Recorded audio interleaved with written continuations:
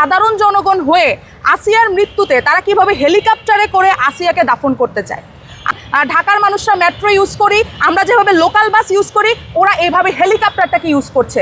সমন্বয়কদের বাবারা কিন্তু কোটিপতি না, তাদের নিজের মুখের কথা যে তাদের বাবারা কোটিপতি না, ওরা মধ্যবিত্ত পরিবারের সন্তান, ওরা নিম্নবিত্ত পরিবারের সন্তান। তোমরা যেই জায়গায় বন্ধুর টাকা হাওলাত করে চলছো ঢাকা শহরে, সেই জায়গায় তোমরা একই ঢাকা শহরে দেশ স্বাধীনের পরে, ঠিক আছে, 24-এর দেশ স্বাধীনের পরে তোমরা কিভাবে পারতেছো হেলিকপ্টার দিয়ে চলাচল করতে, তোমরা কিভাবে পারতেছো ব্র্যান্ডের কাপড় চোপড় পরতে।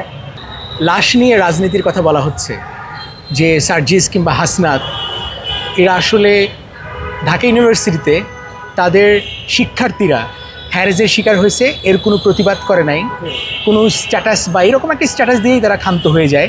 কিন্তু যেই আসিয়া মারা গেল তারপরে আমরা রাজনীতি দেখতে পাচ্ছি, মাগুরায় যাওয়া, এই যে ব্যাপারটা, এইটা আপনি কিভাবে দেখেন? আচ্ছা, সর্বপ্রথমে বলতে চাচ্ছি, আমরা সার্জিস কিংবা যাদেরকে আমরা সমন্বয়, যাদেরকে আমরা পুরা বাঙালি চিনি, বাংলাদেশের বর্তমান পরিস্থিতিতে যাদের দিকে আমরা তাকায় আছি যে আমাদের বাংলাদেশটাকে তারা নতুন করে গড়বে, আমরা আশা করেছিলাম। তো তাদের উদ্দেশ্যে আমি বলতে চাই, তারা লাশ নিয়ে হোক বা বিভিন্নভাবে হোক, তারা রাজনীতিটা কেন শুরু করছে। তারা ছিল সাধারণ ছাত্র, সাধারণ জনতা, তাদের থাকার কথাও ছিল সাধারণ ছাত্র, সাধারণ জনতা। তবে দেশটা স্বাধীন হওয়ার পর অল্প কয়েক মাস পরেই তারা কেমন যেন করে রাজনীতির মধ্যে জড়ায় যাচ্ছে, সেটা আমরা বিভিন্ন ক্ষেত্রে দেখেছি। এর মধ্যে বিশেষ করে আমাদের বাংলাদেশে কিন্তু শুধুমাত্র যে আসিয়াই ধর্ষিত হয়েছে ব্যাপারটা কিন্তু তেমন না। একদিনে 11টা ধর্ষণ হয়েছে আমাদের বাংলাদেশে। আসিয়ার ঘটনাটা যখন চলছিল ঠিক সেই সময় আমাদের কোনো সমন্বয়ককে, আমাদের কোনো প্রশাসনিক মানুষদেরকে আমি দেখি নাই তারা একটা পোস্ট করতে কিংবা তারা এটা নিয়ে কাজ করতে। তারা আসিয়ারটা ব্যর্থ হয়েছে, হতে পারে ওরা কাজ করতেছে আসিয়াকে নিয়ে, কিন্তু আদার্স যে ঘটনাগুলো ঘটেছে, ছিনতাই হচ্ছে, ডাকাতি হচ্ছে, কিংবা আমার আরও 11টা বোন ধর্ষিত হয়েছে, তাদেরকে নিয়েও কোনো পোস্ট, অ্যাটলিস্ট যে তারা কি বলবো ভিউ করার জন্য পোস্ট, ওই পোস্টও কিন্তু কোনো সার্জিস করে নাই, কোনো সমন্বয়ক করে নাই, কেউই করে নাই। তারপর আমি বলতে চাই, তারা এত ধরেন যে ওরা তো আমাদের দেশের কোনো বড় কোনো পর্যায়ে নাই, তারা এখন বর্তমানে কেউ উপদেষ্টাও না, ঠিক আছে, ওরা উপদেষ্টা না, ওরা বাংলাদেশের কোনো ইয়েতেও নাই, উঁচু স্তরেও নাই, তারা সাধারণ জনগণ। তারা সাধারণ জনগণ হয়ে আসিয়ার মৃত্যুতে তারা কিভাবে হেলিকপ্টারে করে আসিয়াকে দাফন করতে চায়। আমার বাঙালি জাতির কাছে প্রশ্ন, তারা কিভাবে যায়? কই, আমি তো সম্ভব না আমার পক্ষে এটা, আমি এটাকে ক্যারি করা, একটা হেলিকপ্টার ভাড়া করে যাওয়া আমার পক্ষে সম্ভব না ভাই, ঠিক আছে।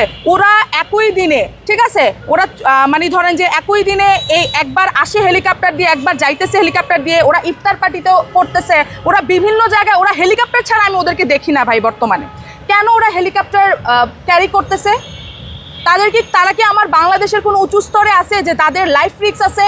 তাদের লাইফ রিস্কও নাই। আর লাইফ রিস্কও যদি থেকে থাকে, ওদের সমন্বয়কদের বাবারা কিন্তু কোটিপতি না, তাদের নিজের মুখের কথা যে তাদের বাবারা কোটিপতি না, ওরা মধ্যবিত্ত পরিবারের সন্তান, ওরা নিম্নবিত্ত পরিবারের সন্তান। তাহলে তারা কিভাবে পারে যেই কোনো জায়গায় যাওয়ার সময়, আমরা যেভাবে এখন ঢাকার মানুষরা মেট্রো ইউজ করি, আমরা যেভাবে লোকাল বাস ইউজ করি, ওরা এইভাবে হেলিকপ্টারটাকে ইউজ করছে।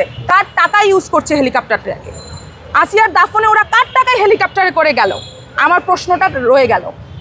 এই যে সরকারি হেলিকপ্টার ব্যবহার করা, এমনকি আমি যেটা মনে করি যে ওরা সরকারি হেলিকপ্টার ছাড়াও প্রাইভেট হেলিকপ্টার ইউজ করে।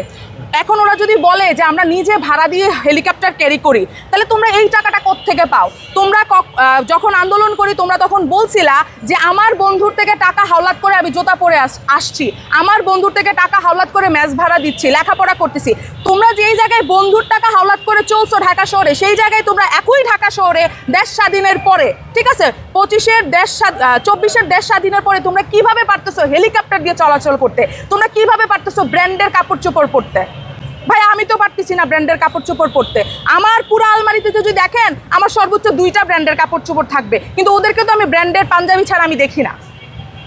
রাইট, আমি দেখছিলাম অনেকেই বলছে যে ওরা একটা বড় আওয়ামী লীগ, রাষ্ট্রের ক্ষমতা ব্যবহার করে ওরা দল গঠন করলো, এমনকি গোপন অর্থের উৎস সেটাও বলছে না, কোথায় টাকা পাচ্ছে। এনসিপির যে ইফতার পার্টি হয়েছে ইন্টারকন্টিনেন্টালে, মানে কয়েক কোটি টাকা খরচ করছে। হ্যাঁ, ওরা কিভাবে সম্ভব, মানে ওদের শুধুমাত্র ইফতার পার্টি না, আপনাদেরকে আমি মজার ব্যাপার বলি, আমি জানতাম না যে ওদের সংসদের সামনে ওদের পার্টি নাম ঘোষণা হচ্ছে। আমার বাবা আসে, আমি আমার বাবাকে নিয়ে সংসদের সামনে বিকালবেলা চা খেতে যাই, তখন আমি দেখি যে এখানে কেন এত মানুষ, তখন যে দেখি ওদের পার্টির নাম ঘোষণা করতেছে, বিরাট বড় আয়োজন। আমি বলবো আমাদের যত বিগত পার্টিরা ছিল তারাও এত বড় আয়োজন করতে পারে নাই, এত সুশৃঙ্খলভাবে ওরা মানে সব কিছু এত ম্যানেজেবল করে ফেলছে। কিভাবে সম্ভব? একটা সাধারণ ছাত্র, আমি একটা সাধারণ ছাত্রী, কিভাবে করে আমরা পারি একটা দল গঠন করতে? রাতারাতি আমরা দল গঠন করে ফেলি, আমরা এত বড় বড় ইফতার পার্টি করে ফেলি, আমরা হেলিকপ্টারে চড়ে ফেলি। এটা তো আমার মানে অনেক বড় আমার তাদের কাছে প্রশ্ন। তারা কিন্তু বিগত সরকারকে বলেন বা যে কোনো অন্যায় তারা বলছে যে প্রশ্ন করতে হবে, আপনারা আওয়াজ তোলেন, আপনারা ফেসবুকে আওয়াজ তোলেন। আমরা এখন ফেসবুকে আওয়াজ তুলতেছি, আপনারা এত টাকা কোত্থেকে পান? এত টাকার উৎস আপনারা কোত্থেকে আনতেছেন? এটা আমার প্রশ্ন। ওরাই বলছে অন্যায়ের বিপক্ষে দাঁড়াইতে। আমি বলতেছি না আপনারা অন্যায় করতেছেন, আমি দোষ চাপাই দিতেছি না যে আপনারা এই ভুল। আপনারা আমাদেরকে উত্তর তো দিবেন। আপনার সাথে কাঁধ মিলায় আমার ভাইয়েরা রক্ত দিছে, আমি আহত ছিলাম, আমার বোনেরা আহত হয়েছে, আমার বোনেরা মৃত্যুবরণ করছে, আমার ভাইয়েরা রক্ত দিছে, কত মায়ের বুক খালি হয়েছে। আপনাদের মুখের কথায় কতগুলো ছাত্র চলে গেছে। আজকে আপনারা, আমরা যে জীবিত ছাত্রীরা আছে, জীবিত জনগণ আছে, সাধারণ জনগণ, তাদেরকে আপনারা কেন প্রশ্নের উত্তর দিচ্ছেন না? এত টাকা কোত্থেকে আসতেছে? আর টাকা আসতেছে সব কিছু আপনারা করতেন। আমাদের সমস্যাটা কোন জায়গায় সৃষ্টি হয়েছে? আপনারা যখন আমাদের দেশটাকে সুন্দর দেশ গড়তে পারছেন না, আমরা মানে বিগত দিনগুলো থেকে আরও একদম বিশৃঙ্খলাময় একটা দেশ আমরা উপহার পেয়েছি, তাই আমাদের মনে প্রশ্নগুলো আসতেছে। আপনি যদি একটা সুশৃঙ্খল বাংলাদেশ আমাদেরকে উপহার দিতেন, আজকে আমি দেখতে চাইতাম না আপনি কত টাকা দামের পাঞ্জাবি পরেছেন, আমি আজকে দেখতাম না আপনি কেন হেলিকপ্টারে চড়েছেন। আমরা আপনাকে হেলিকপ্টারে চড়াতাম, সমন্বয়কদেরকে আমরা হেলিকপ্টারে চড়াতাম, জনগণ হেলিকপ্টারে চড়াতাম, সমন্বয়কদেরকে আমরা উপহার দিতাম, ব্র্যান্ডের জামা পরেন। আমরা সমন্বয়কদেরকে বলতাম আপনি রাষ্ট্রের এই পর্যায়ে যান যদি আপনারা কাজটা করতেন। আপনারা একটা লাশের সামনে দাঁড়ায়, আমি দেখতেছি হাসনাত আব্দুল্লাহ বক্তব্য দিতে চাইছে, তখন পিছন থেকে হুজুর বলতেছে যে আপনারা জায়নাজা দেন, আপনারা দাফন করেন, ব্যাপারটা শেষ করেন। তোমরা ছিল সাধারণ জনগণ, সাধারণ ছাত্র। সাধারণ ছাত্র কেন রাজনীতিবিদের মতো সব জায়গায় গেলে বক্তৃতা দিতে হবে? আমরা তো আপনাদের থেকে এটা আশা করি নাই। আমরা ভাবছি আপনারা আমাদের মতো সাধারণ, আপনারা আমাদের মতো পায়ে হাঁটার সাধারণ মানুষ, আপনারা হেলিকপ্টারের মতো এত ব্যয়বহুল যানবাহন চলাচল করবেন, এটা আসলে আমাদের জানা ছিল না। আমরা আসলে এটা নিয়ে খুবই কি বলবো দুঃখই পেয়েছি বলা যেতে পারে। 7 মাসে কি প্রত্যাশা পূরণ হয়েছে? কোনো প্রত্যাশা? 7 মাসে প্রত্যাশা বলতে, যখন দেশটা স্বাধীন হলো, আমি যেহেতু দেশের বিভিন্ন জায়গায়, ভাই আপনারা অনেকে আমাকে বলতে পারেন আপনি তো দেশের বাহিরে যান, বাহিরে যেয়ে কিন্তু চলে আসি। আমি আমার দেশটাকে যখন আমরা উন্নত করতে চাইবো, দেশ বিদেশ যাবেন, যে ওইখান থেকে শিখে বাংলাদেশে এটা অ্যাপ্লাই করতে হবে। যখন আমি দেশ স্বাধীন হলো, আমি দেশের বাহিরে যাব, টিকিট কাটতে গিয়ে দেখি টিকিটের দাম বেশ কমে গেছে। বড়জোর এটা 2 মাস ছিল, 2 মাস পর টিকিটের দাম বিগত দিন থেকে আরও ডাবল 2 গুণ হয়ে গেছে। আমাদের এয়ারপোর্টে অনেক ধরনের অনেক কিছু বিদেশিদের জন্য করা হয়েছে, প্রবাসীদের জন্য করা হয়েছে, কিন্তু এখন আপনি যান আবার আগের মতো দুর্নীতি। আপনারা যদি কোনো উন্নয়ন করে থাকেন, সেটাকে যদি আপনারা অটুটভাবে ধরে রাখতে না পারেন, তাহলে তো এই উন্নয়নের কোনো কাজ হবে না, তাই নয় কি?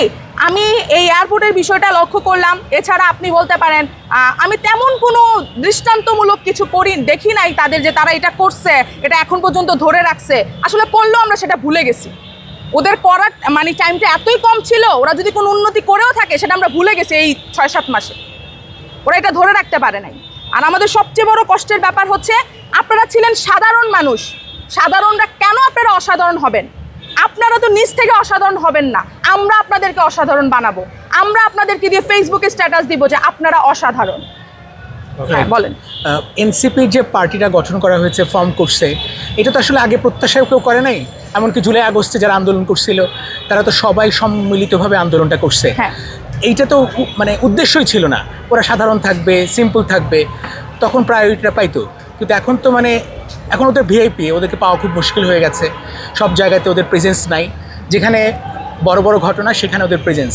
আপনারাও তো আসলে শুধুমাত্র পরিবর্তনের জন্যই তো আসলে আন্দোলনে নেমেছিলেন, রাস্তায় নেমেছিলেন। এরকম তো আসলে প্রত্যাশাও করেন নাই যে ওরা রাজনীতি করবে এবং ভিআইপি হয়ে যাবে। যদি আমরা জানতাম যে ওরাও আমাদের মতো, আমাদের বিগত দিনগুলোতে আমাদেরকে প্রত্যেকটা সরকার, আমি বাংলাদেশের প্রত্যেকটা সরকারের উদ্দেশ্য করে বলবো, বিগত দিনে যারা ছিল প্রত্যেকে আমাদেরকে ঠকিয়েছে। আমি এমন কোনো, ভাই আমি সবার উদ্দেশ্যে বলতে চাই, আমি হাত জোর করে বলতে চাই আপনাদের উদ্দেশ্যে, আমি কোনো দল না, আমি আজকে দুইটা কথা বলবো, একটা দলের পক্ষে যাবে আর একটা দলের বিপক্ষে যাবে। আপনারা যদি নিজেরা মনে করেন আমি ওই দল হয়ে গেছি, আপনারা ওই দলে ওই বিষয়টা ক্লিপটা শেয়ার করেন। আপনাদের উদ্দেশ্যে আমি হাত জোর করে বলি, আমি একটা শিক্ষকের মেয়ে, আমি সাধারণ মেয়ে, আমি একটা তুচ্ছ মেয়ে, আমি কোনো দল সাপোর্ট করি না। আমি সব দলের উদ্দেশ্য করে বলছি, বিগত দিনে যত দল ছিল প্রত্যেকে বাংলাদেশটাকে খেয়ে দিয়ে গেছে, খেয়ে এমন খাওয়া খাইছে বাংলাদেশ এখন জিরোর থেকেও মাইনাসে নেমে গেছে। ঠিক আছে, এখন আমি বলবো, আমি যদি জানতাম যে আমাদের সমন্বয়করা বা এখন যারা দেশের দায়িত্বে আছে তারাও অন্যদের মতো হয়ে যাবে, নিশ্চয়ই আমার বাঙালি মায়েরা কেউ তার বুক খালি হতে দিত না। আমার ভাইদেরকে আমরা রাজপথে নামাতাম না, বোনদেরকে আমরা বলতাম না যে প্রতিবাদ গড়ে তোলো। আমরা সত্যি এই বিষয়টা অবগত ছিলাম না, থাকলে কখনোই আমরা সেটা কি বলবো উৎসাহ করতাম না, বিষয়টাকে নিয়ে প্রতিবাদ করা আমরা সেটার পক্ষে না। লাস্টলি আজকে থেকে সব ধরনের পন্ড সাইট বন্ধ করে দিছে, বিকজ আসিফ নজরুল বলছে কি যে এটার সাথে ধর্ষণ একটা সম্পর্ক আছে, মানে এটা কি সমাধান? আচ্ছা শুনেন, যেই সাইটটার কথা বললেন এই সাইটটা বন্ধ করে দিছে, আমি সবার উদ্দেশ্যে বলবো, যখন আমাদের বাংলাদেশে মোবাইল ফোন ছিল না, আমাদের বাংলাদেশে যখন ইন্টারনেট ঘরে ঘরে ছিল না, টাচ মোবাইল ছিল না, তখনও কিন্তু ধর্ষণ হতো। তখন কি ধর্ষণ হতো না? অবশ্যই হতো। এখন খুব ইজি দামে 12-13-10,000 টাকায় একটা মোবাইল পাওয়া যায়। এখন এই ওয়েবসাইটগুলো ইউজ করা খুব ইজি হয়ে গেছে। এর মানে এই না যে এই ওয়েবসাইটের কারণে এটা হচ্ছে, ধর্ষণের মতো এরকম একটা জঘন্য কাজ হচ্ছে। আপনারা যেটা প্রতিরোধ করা যায়, ধর্ষণ প্রতিরোধ করা যাবে শুধুমাত্র একটি উপায়ে, উপায়টি হচ্ছে ধর্ষকের দৃষ্টান্তমূলক শাস্তি আমাদেরকে দিতে হবে। আমরা যদি বাংলার মাটিতে একটা ধর্ষণের দৃষ্টান্তমূলক শাস্তি প্রতিষ্ঠিত করতে পারি না, আমি কি বলে গেলাম, আমার মানে পরবর্তী জেনারেশন, বাংলাদেশ যতদিন থাকবে ততদিন আর ধর্ষক গড়ে উঠতে পারবে না। আমাদের বাংলাদেশে আপনি দেখেন স্বাধীনতার পর থেকে এই পর্যন্ত একটা ধর্ষকের দৃষ্টান্তমূলক ফাঁসি হয় নাই, দৃষ্টান্তমূলক শাস্তি হয় নাই। কোনো ওয়েবসাইট কিংবা কখনো ইন্টারনেট এটার জন্য দায়ী হতে পারে না। আমাদের দেশের আইনই হচ্ছে এটার জন্য দায়ী। Thank you. ওকে, শুরু করছি। আমি নুসরাত জাহান মৃদুল বলছি। আপনারা আমার অনেকগুলো ক্লিপ দেখেছেন ইতিমধ্যে, হয়তো বা কেউ কারোর দৃষ্টিতে পড়েছে, কারোর দৃষ্টিতে পড়ে নাই। তো আমি আমার বাঙালির উদ্দেশ্যে, আমার বাঙালি পুরা জাতির উদ্দেশ্যে বলতে চাই, আমি আমার মতো একটা তুচ্ছ সাধারণ মেয়ে কিন্তু আপনার বাড়িতেও আছে, হয়তোবা সে আপনার বোন কিংবা বউ কিংবা ছোট বোন। সেই জায়গা থেকে আমি যখন দুই একটা কথা বলেছি, কথাগুলো কিন্তু একটা কথার পিঠে আরেকটা কথা আসবে। ওই বিভিন্ন কথাগুলো আমরা দেখা গেছে কোনো পুরুষ সমাজ গায়ে মেখে নিয়েছি, কোনো নারী সমাজ গায়ে মেখে নিয়েছি, কিন্তু আমি সবার উদ্দেশ্যে বলছি, আপনারা যদি ভুল কিছু ধারণা করে থাকেন, আমার সম্পূর্ণ ক্লিপগুলো দেখার আবেদন রইল। আর বাংলাদেশ এমন একটা জায়গা, এখানে কেউ কাউর ভালো করলে, আমি যদি দেশের জন্য কথা বলছি, আসিয়ার জন্য কথা বলে কিন্তু আমার কোনো লাভ হয় নাই, আমি সরকারি চাকরি পাবো না, ঠিক আছে? সেই জায়গায় আসিয়ার জন্য কথা বলছি আমি আমার নিজের নিরাপত্তার জন্য। আপনারা অনেকে 70% মানুষ সেটা ভালোভাবে নিয়েছেন, 30% মানুষ সেটা খারাপভাবে নিয়েছেন। আমি খুবই মানসিকভাবে আহত হয়েছি যে বাংলাদেশের জন্য কথা বললাম, বাঙালিরাই বুঝলো না। আসলে এটা আমার হতবাক ছাড়া আর কিছুই না। সবার উদ্দেশ্যে বলছি, আপনাদের ঘরেও কোনো না কোনো মৃদুল আছে, আপনাদের ঘরেও কোনো না কোনো আসিয়া আছে। সবার দৃষ্টিকোণ থেকে বলবো, আপনারা তো কথাই বলছেন না, আমি কথা বলছি। আপনাদের যদি মনে হয় আমি ভিউ ব্যবসা করছি, তাহলে আপনারাও ভিউ ব্যবসা করেন, আপনারাও আসিয়ার মতো আসিয়ার জন্য প্রতিবাদ করুন। সবাইকে আহ্বান করছি, সবাই সবার জায়গা থেকে প্রতিবাদ করুন এবং টক্সিকতা ছাড়ানো বন্ধ করুন।